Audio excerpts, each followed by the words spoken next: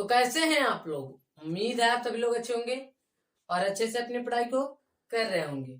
आज की इस वीडियो में हम लोग क्लास 10th के प्रकाश के यानी कि फिजिक्स के फर्स्ट चैप्टर प्रकाश में हम लोग एक महत्वपूर्ण टॉपिक पर बात करने वाले हैं, जिसका नाम है प्रतिबिंब बनने के नियम। किसमें? दर्पण में प्रतिबिंब बनने के नियम। तो चलिए बिना देरी किए हुए इस वीडियो को शुरू करते हैं। आज हम लोग प्रतिबिंब बनने के नियम पढ़ेंगे। कल हम लोग प्रतिबिंब स्थिति के अनुसार यानी कि वस्तु को यहाँ रखें तो प्रतिबिंब कहाँ बने यानी कि उसको पढ़ेंगे और एकदम अच्छी तरीके से पढ़ेंगे जो आप सभी को मुंह पर यानी मुंह जुबानी याद हो जाए। तो चलिए इसको देखते हैं। इसको देखने से पहले देखिए एकदम क्या करना है। पहला हमारा नियम हो गया, पहला नियम हो गया हमारा जो है अवतल दर्पण में बनाएंगे। किसमें बनाएंगे? अवतल दर्पण में बनाएंगे। इसको हम करते हैं कलाई। अब कलाई क्यों किया जाता है? क्योंकि जो हमारा प्रकाश है वह आर पार दर्पण के आर पार ना जाए। अगर आर पार जाएगा तो परावर्तित कहाँ होगा, यानी कि यहाँ टकराएगा कहाँ? नहीं टकराएगा, तो हमारा प्रतिबिंब भी नहीं बनेगा। जब प्रतिबिंब नहीं बनेगा, नियम नहीं बनेगा, तो प्रतिबिंब नहीं बन पाएगा। देखिए यहाँ पर जो हमारा है पी यानी कि ध्रुव, यहाँ पर जो हमारा है एफ यानी कि फोकस बिंदु, यहाँ पर जो हमारा है सी यानी कि वक्रता केंद्र। तो हमारा नियम क्या है? पहला नियम है जब प्रकाश की किरण, देखिए यह है मुख्य अक्ष रेखा। क्या है? इसको यहाँ न लिख करके बस इसको याद रखिए, यहीं पर लिख देते हैं मुख्य अक्ष रेखा। ठीक, मुख्य अक्ष रेखा। तब ध्यान से एकदम देखिए, जब प्रकाश की किरण मुख्य अक्ष के समांतर जाती है, कहां से होकर जाती है?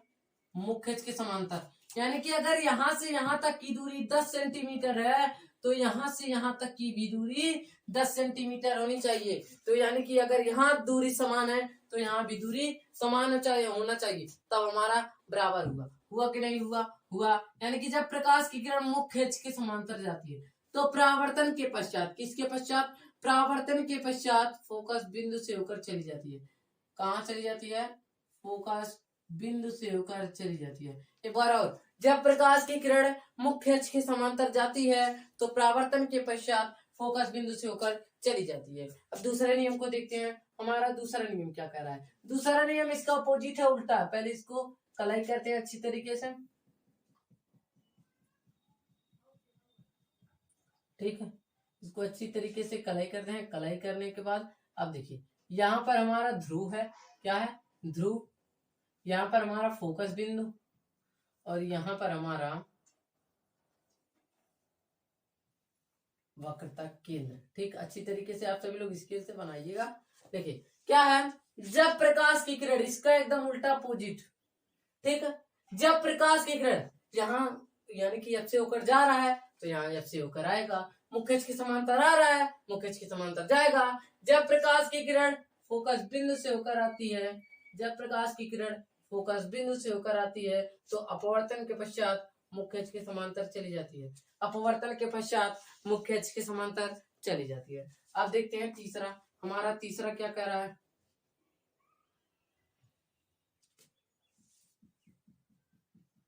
तीसरा नियम इससे थोड़ा सा सिंपल है। तीसरा एकदम ये आसान है।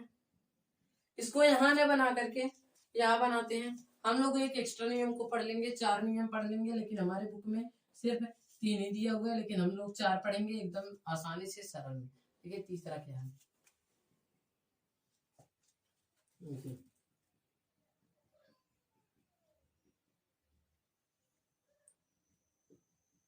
हमारा यहाँ पर है ध्रुव, यहाँ पर है फोकस बिंदु, यहाँ पर है वक्रता केंद्र। जब प्रकाश की किरण जब प्रकाश की किरण वक्रता केंद्र से होकर आती है,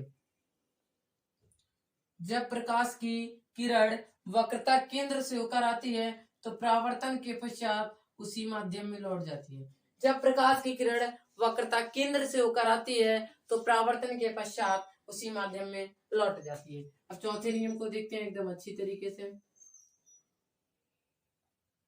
चौथा नियम एकदम ध्यान से इस नियम को समझिएगा, लेकिन यह बुक में है नहीं, एक्स्ट्रा नॉलेज के लिए बता रहे हैं। लेकिन याद कर लीजिएगा। देखिए क्या है, P ध्रुव, F फोकस बिंदु, C वक्रता केंद्र।